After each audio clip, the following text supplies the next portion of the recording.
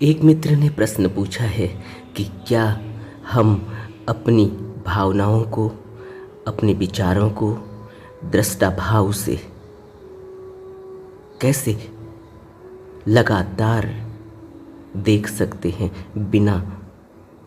उनको बिना उनकी तरफ बहे हुए, बिना उनको अपने जीवन में, अपने रोज़मर्रा के कामकाजों में उनके साथ उस तरह के कृत्यों को, उस तरह के भाव और विचारों को, कर्मों का रूप देने के बजाय उसको दृष्टा भाव से देखना। इसको हम लगातार साधना में कैसे साध सकते हैं, इसके लिए क्या करना चाहिए। आनापान स्मृति योग से बेहतर बुद्ध की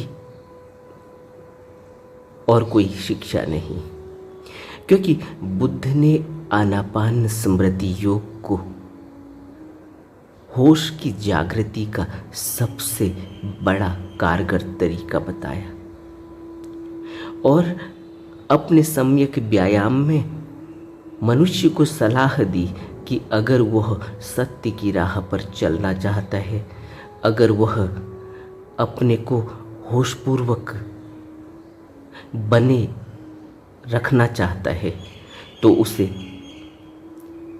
अपनी आती जाती सांस को, जो कुदरत जन्य तरीके से चल रही है, हमारे अपने लिए से नहीं ली जा रही और अपने छोड़ने से नहीं छोड़ी जा रही, बल्कि कुदरत जन्य तरीके से जो हमारा जीवन चल रहा है, उसको दृष्टा भाव से देखना आनापान स्मृति योग कहलाता है।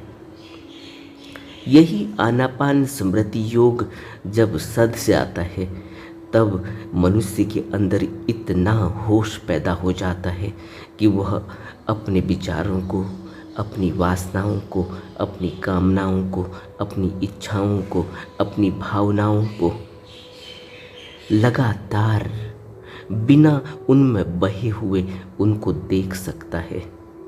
दृष्टा भाव की तरह, एक दृष्टा की तरह देख सकता है। दृष्टा कौन होता है? दृष्टा वह जिसका अब किसी भी तरह का कोई तारतम्य, किसी भी तरह का कोई जुड़ाव दृश्य से रह नहीं गया। इसको समझने के लिए एक साधारण सा तरीका है, हम अपने रोज़मर्रा के जीवन में उसको प्रयोग में ला सकते हैं। जैसे कोई व्यक्ति किसी वस्तु को प्रिय समझता है, किसी खाने के पदार्थ को प्रिय समझता है। माना कि किसी व्यक्ति को खीर बहुत पसंद है, लेकिन खीर से उसका पेट भर दिया गया है, उसको उसकी इच्छा के मुताबिक जी भर कर खीर खिला दी गई है और खीर खिला चुकने के बाद जब उसका जी पूरा भर चुका है, फिर उसके सामने खीर का कटोरा रखा जाए तो वो क्या करेगा? वो कहेगा इस खीर से मेरा कोई लेना देना नहीं, क्योंकि मैं तृप्त हूँ, मेरी अब खीर खाने की कोई इच्छा नहीं, मेरा जी भरा हुआ है। यही जी भरा हुआ होना, तृप्ति, अगर मनुष्य के अंदर पैदा हो पाए तो फिर उसे किसी भी भड़क की ज़रूरत नहीं, फिर उसे किसी भी लगाव की ज़रूरत नहीं, फिर उसे किसी तरह की तृष्णा के पीछे भागने की ज़रूरत नहीं, फिर उसे किसी वासना और किसी भावना को कर्म के रूप तक ले जाने की, कर्म कर लेने तक पहुंचने की कोई इच्छा नहीं, कोई ज़रूरत नहीं। क्या हुआ?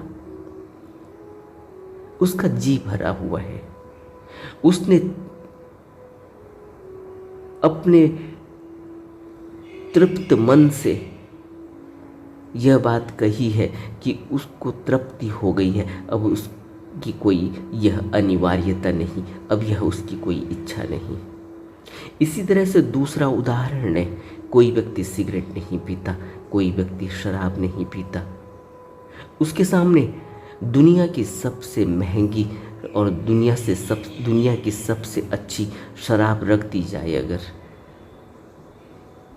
या दुनिया की सबसे अच्छी सिगरेट और दुनिया की सबसे महंगी सिगरेट रख दी जाए अगर, लेकिन उसका कोई लेना देना नहीं, उसका तनिक भी ख्याल उस तरफ नहीं जाता, क्योंकि उसका उस बात से कोई लेना देना ही नहीं है। उसका मन तृप्त है, उसके मन में किसी भी प्रकार की वासना, लालसा, इच्छा शराब और सिगरेट के लिए नहीं।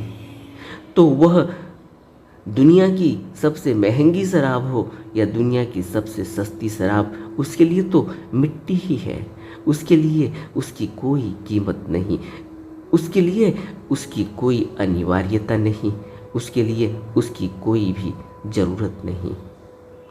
लेकिन वहीं दूसरा व्यक्ति है जिसको शराब और सिगरेट की लालसा है, जो पीता है, और पीता ही नहीं बल्कि उसकी तृष्णा में दर बदर ठोकर खाता रहता है, भागता रहता है, खोजता रहता है। उस व्यक्ति के आगे दुनिया की सबसे महंगी शराब रख दी जाए, वह उसकी आंखें चुधिया जाएंगी, चकाचौंध से भर जाएंगी, उसकी आंखों में एक प्रकार की रोशनी आ जाएगी। क्या हुआ? उसकी लालसा, उसकी इच्छा, उसकी वासना अभी अतृप्त है, भरी नहीं, वह उसी की तलाश में है, इसलिए उसका जी उमंग से भर जाता है।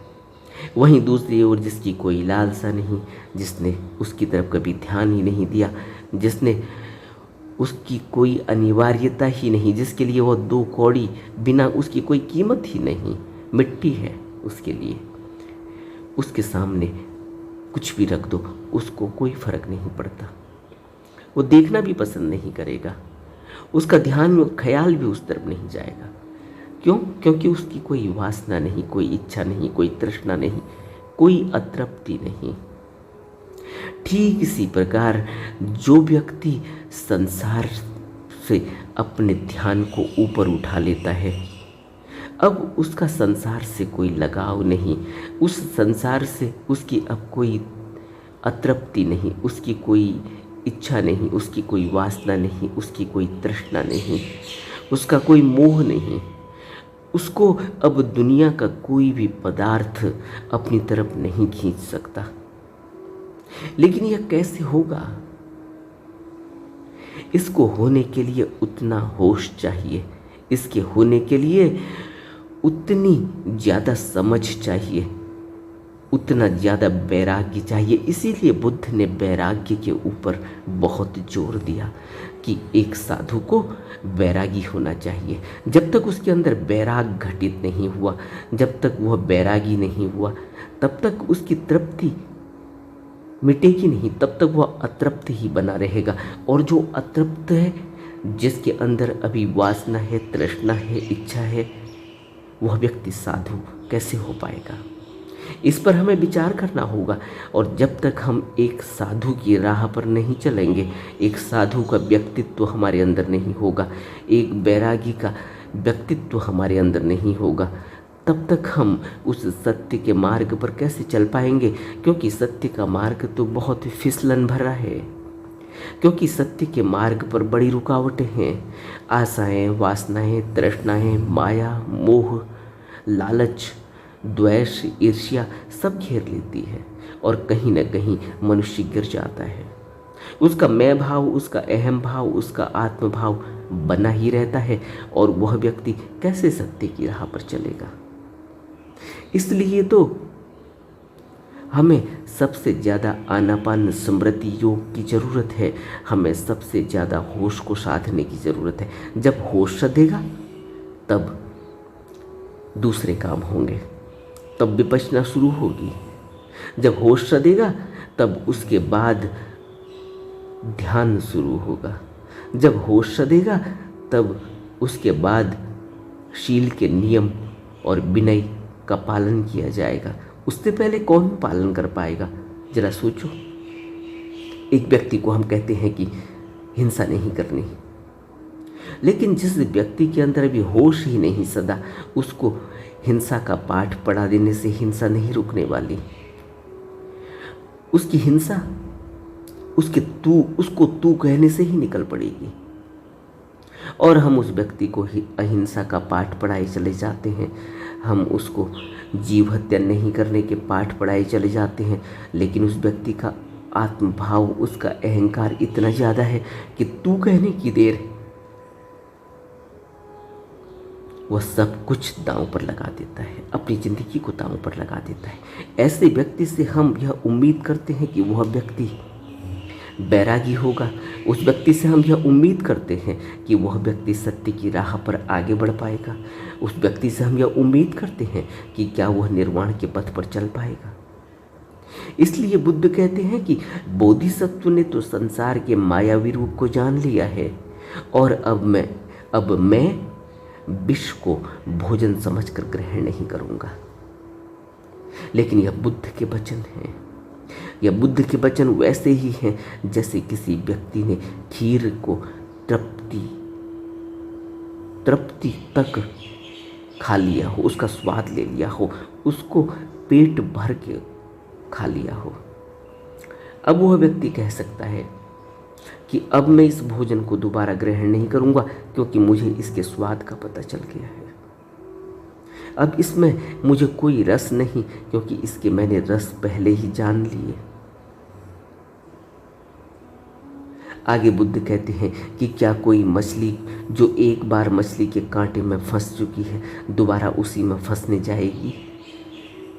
या जो पक्षी जाल से मुक्त हो चुका है वह फिर उसी में बंधने जाएगा? अगर कोई मछली कांटे में फंस चुकी है और दोबारा उसी में फंसने चली जाती है, तो इससे यह पता चलता है कि वह बहुत बड़ा मूर्ख और बहुत बड़ा अज्ञानी है। बात मछली की नहीं है, बात व्यक्तित्व की है। अगर एक व्यक्ति को बार बार मुंह पर चोट पड़ रही, बार बार दुख घेर लेते हैं, बार बार वह उन कृत्यों को करता है और गलतियां करता है, बार बार उसको मुंह पर चोट पड़ती है, बार बार उसको नुकसान सहन करना पड़ता है, बार बार कर चुकने के बाद भी वह फिर उन्हीं गलतियों को दोहराता है, तो वह व्यक्ति कितना बड़ा मूढ़ है, कितना बड़ा मूर्ख है।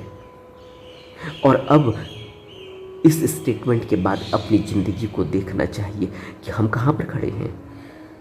हम कितनी बार गलतियां करके मुंह पर चोट खा चुके हैं, उसके बावजूद भी हमें समझ नहीं आई। और बुद्ध कहते हैं कि क्या कोई मछली जो एक बार मछली के कांटे में फंस चुकी है दोबारा उसी में फंसने जाएगी? या जो पक्षी जाल से मुक्त हो चुका है वह फिर उसी में बंधने जाएगा? जा सकता है, मछली गलती कर सकती है, मछली के अंदर विवेक नहीं। पक्षी गलती कर सकता है, पक्षी के अंदर प्रज्ञा नहीं। लेकिन मनुष्य को इस संसार का सर्वोच्च सर्वश्रेष्ठ प्राणी कहा गया, सृष्टि का सरताज कहा गया, शिरोमणि कहा गया। शिरोमणि इसीलिए कहा गया कि उसके अंदर सोचने समझने की अपार क्षमता है। वह बोधपूर्वक अपना निर्णय ले सकता है, अपने जीवन को सुचारू पूर्वक आध्यात्म की राह पर चला सकता है। फिर बुद्ध आगे कहते हैं कि क्या सांप के मुंह से मुक्त हुआ कोई जानवर दोबारा उसी के मुंह में पड़ने जाएगा? क्या जिस आदमी ने मशाल से अपनी अंगुली जला ली है वह एक बार मशाल के जमीन पर रख देने के बाद दोबारा उसे ही उठाएगा? और क्या एक अंधा आदमी जिसकी आंख एक बार चंगी हो चुकी है, अच्छी हो चुकी है, दोबारा अंधा होना चाहेगा? लेकिन मनुष्य की कहानी क्या कहती है, मनुष्य का जीवन क्या कहता है, मनुष्य का व्यक्तित्व क्या कहता है, एक आम आदमी की क्या व्यथा है इस संसार में? क्यों इतनी बुरी तरह से दुख से ग्रसित है, क्यों इतनी बुरी तरह से यहाँ छटपटा रहा है? कारण यह नहीं कि वह नहीं जानता, कारण यह कि वह अभी भी अपनी अज्ञानता को स्वीकार नहीं कर पाया है। अभी भी वह अपने विवेक और अपनी प्रज्ञा पर काम नहीं कर पाया। काम उसी को करना है, अपनी प्रज्ञा और अपने विवेक को उसी को साधना होगा, जगाना होगा, उसको ऊपर उठाना होगा। साधारण मनुष्य तो जमीन में गिरा हुआ है, लेकिन जिस व्यक्ति ने भी संसार से ऊपर उठने का लोहा लिया, जिस व्यक्ति ने भी किसी गुरु की शरण ली, किसी बुद्ध पुरुष की शरण ली, किसी बुद्ध की संगति की, फिर वह एक संसारी आदमी की तरह नहीं सोचता। अगर वह अभी भी किसी संसारी आदमी की तरह सोचता है और अपने जीवन का निर्वाह अभी भी एक संसारी व्यक्ति की तरह कर रहा है, तो फिर उस व्यक्ति के अंदर यह समझना चाहिए कि अभी कोई चेतना नहीं जगी, अभी उसका निस्तारा नहीं हो पाएगा, अभी उसका निस्तारा इस भवलोक से नहीं होने वाला, क्योंकि अभी वह समझ ही नहीं पाया कि मनुष्य का जीवन कितना महत्वपूर्ण है, कितना अहम है, कितना छोटा है, और इस छोटे से जीवन में हमें जिस कृत्य को करना चाहिए, जो बहुत ही महत्वपूर्ण है, सबसे अहम है, उसकी तरफ उसका कोई ख्याल ही नहीं जाता। क्यों? क्योंकि अभी उसने संसार का निर्माण करना है, अभी उसकी तृष्णा पूरी नहीं हुई, अभी उसकी आशाएं पूरी नहीं हुई, अभी उसके अंदर बहुत आशाएं हैं, बहुत वासनाएं हैं, बहुत इच्छाएं हैं। अभी उसको यह बात समझ में नहीं आती कि क्या सांप के मुंह से मुक्त हुआ कोई जानवर दोबारा उसी के मुंह में पड़ने जाएगा। अभी उसकी समझ में नहीं आई कि एक शादी कर लो या 1000, यह मन तृप्त नहीं होता, यह मन अंधा कुआं है, यह वासनाओं से ग्रसित हुआ मन किसी एक शादी या 1000 शादी से भरने वाला नहीं। इसलिए बुद्ध कहते हैं कि ज्वरग्रस्त आदमी शीतल औषधि चाहता है। क्या हम उसे ऐसी औषधि ग्रहण करने की सलाह देंगे जो उसके ज्वर को बढ़ा दे? क्या हम आग पर लकड़ियां डालकर आग को बुझा सकते हैं? जो इन मित्र ने प्रश्न पूछा है कि दृष्टा भाव से अपनी वासनाओं को, कामनाओं को, इच्छाओं को, भावनाओं को लगातार देखते रहना और किसी भी प्रकार की गलती नहीं करना, क्या ध्यान साधना यह नहीं? क्या यह ध्यान की अनिवार्यता नहीं? यह बिल्कुल ही ध्यान की अनिवार्यता है। लेकिन अगर हम यह सोचें कि पहले हम अपने जीवन को ऐसे साध लेंगे और उसके बाद ध्यान साधना करेंगे, तो यह नहीं होने वाला।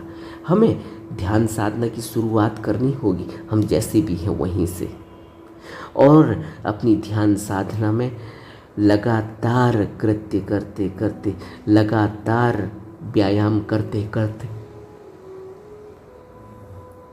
एक दिन ऐसी स्थिति आएगी जब हम अपनी वासनाओं को, अपनी कामनाओं को, अपनी भावनाओं को, अपने विचारों को अपने आगे तैरते हुए देखेंगे, लेकिन हम खुद उनसे दूर खड़े होंगे। हमें कोई लेना देना नहीं, हमारी कोई इच्छा नहीं, हमारी कोई तृप्ति नहीं, हमारी कोई वासना नहीं, हमारी कोई कामना नहीं। हमें किसी का भी घर पसंद आ जाए भला, लेकिन प्रभावित नहीं करता। अब हम उसके लिए मरे नहीं जाते। अब हमें किसी का खाना पसंद आ जाए, मगर हम उसके खाने के बिना अपने जीवन को दांव पर नहीं लगाते। अब हमें किसी के जीवन से एक इच्छा जगी हो भला, लेकिन अब हमें अपने जीवन को ही सुधारने का बल मिलता है। अब हम उसकी जीवन शैली को, उसके जीने के तरीके की वजह से परेशान नहीं होते कि उसका सा जीवन हमारा कैसे बनेगा। अब तो हमें अपनी सत्य की राह को दृढ़ करना है, उसको टटोलना है, उसको मजबूत करना है। अब हमें कोई लेना देना नहीं कि कौन व्यक्ति क्या कर रहा है, कौन क्या नहीं कर रहा है। हमें कुछ लेना देना नहीं कि कौन व्यक्ति प्रशंसा कर रहा है, कौन व्यक्ति दया दिखा रहा है, कौन व्यक्ति हम पर कृपा कर रहा है, कौन व्यक्ति हमें धन संपत्ति दे रहा है, कौन नहीं दे रहा है, कौन अच्छा है कौन खराब है। अब हमें कोई लेना देना नहीं। यहाँ से बुद्ध के शरण की शुरुआत होती है और यहीं से ही मनुष्य के आध्यात्मिक जीवन की शुरुआत भी होती है। मनुष्य का आध्यात्मिक जीवन यहीं से आगे को कदम बढ़ाता है। लेकिन जिस व्यक्ति के अंदर अभी इतनी रोशनी ही नहीं जगी कि वह यह देख सके कि उसके क्या काम की चीज़ है करनी चाहिए और क्या काम की चीज़ नहीं है जो नहीं करनी चाहिए, तो उस व्यक्ति के अंदर विल पावर ही नहीं। और जिस व्यक्ति के अंदर विल पावर नहीं, वह व्यक्ति कैसे अपने जीवन को आध्यात्म की ओर ले जाएगा? हमें विचार करना चाहिए। इसीलिए बुद्ध कहते हैं कि ज्वरग्रस्त आदमी शीतल औषधि चाहता है। कोई भी भुक्तभोगी, कोई भी ऐसा व्यक्ति जिसने अपने जीवन में सब कुछ सहन कर लिया, कोई भी ऐसा व्यक्ति जिसने अपने जीवन को थोड़ा सा टटोल कर देखा, उसको यह बात समझ में आने लगी कि ज्वरग्रस्त आदमी शीतल औषधि चाहता है, तो फिर वह ज्वर बढ़ जाए करके प्रयास नहीं करता। फिर तो वह यह प्रयास करता है कि कैसे उसका ज्वर दूर हो जाए। फिर तो वह यह प्रयास करता है कि किसी तरह से वह अपने घर आ जाए जहाँ उसे से कम दवा खानी पड़े और वह कुदरती हवा के साथ ठीक हो जाए। यही बुद्ध हमें जीवन को जीने की सलाह देते हैं कि जीवन इसी तरह से जीना चाहिए जहाँ एक लक्ष्य हो, जहाँ एक शांति हो, जहाँ मन में एक संकल्प हो और उस संकल्प के प्रति अभ्यासरत रहने का दृढ़ संकल्प भी हो और प्रतिज्ञा भी कि हम अपने जीवन को आध्यात्म की राह पर चलाने के लिए कटिबद्ध हैं। अब हमें दुनिया की कोई ताकत रोक नहीं सकती। तब जीवन बदलता है, तब नए जीवन की शुरुआत होती है। लेकिन अगर कोई व्यक्ति यह समझे कि वह सब कुछ करता रहेगा और उसका ध्यान भी घट जाए, वह सब काम करेगा जो बुद्ध ने शील के नियमों का और विनयों का पालन करने को कहा, वह कुछ भी पालन नहीं करेगा और वह यह भी सोचे कि अब वह आध्यात्म की दृष्टि से भी पूरी तरह से परिपक्व हो जाए, यह नहीं हो सकता।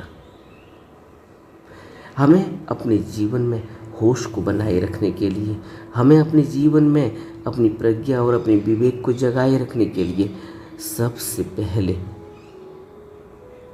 एक ऐसी अवस्था में पहुंचना होगा जहां हम ये कह सकें कि अब हमारा जीवन एक शांत प्रिय व्यक्ति की तरह है।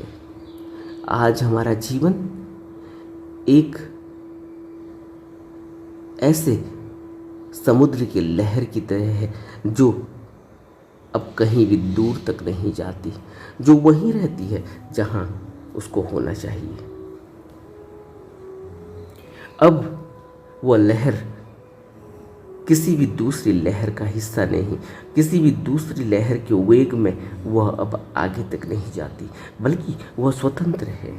उसकी अपनी स्वतंत्रता, उसकी अपनी निजता उसको मजबूती देती है, उसको बल देती है कि वह अब समुद्र के धक्के को सहन कर सके।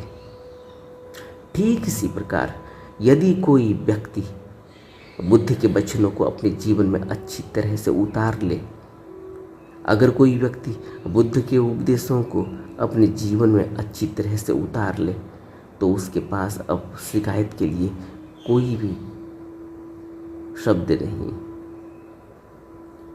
और जिस भी व्यक्ति ने शिकायत की, जिस व्यक्ति के अंदर अभी इतनी भी कटिबद्धता नहीं कि वह अपने जीवन को एक साधु के जीवन में रूपांतरित कर सके, वह व्यक्ति कहाँ तक पहुँचेगा, हमें विचार करना चाहिए। क्योंकि जीवन यही है, जीवन इसी उठापटक में ही चलता है। इसमें कभी मंदी और कभी तेजी चलती रहती है, इसमें कभी स्वर्ग और कभी नरक चलते रहता है। इसमें मनुष्य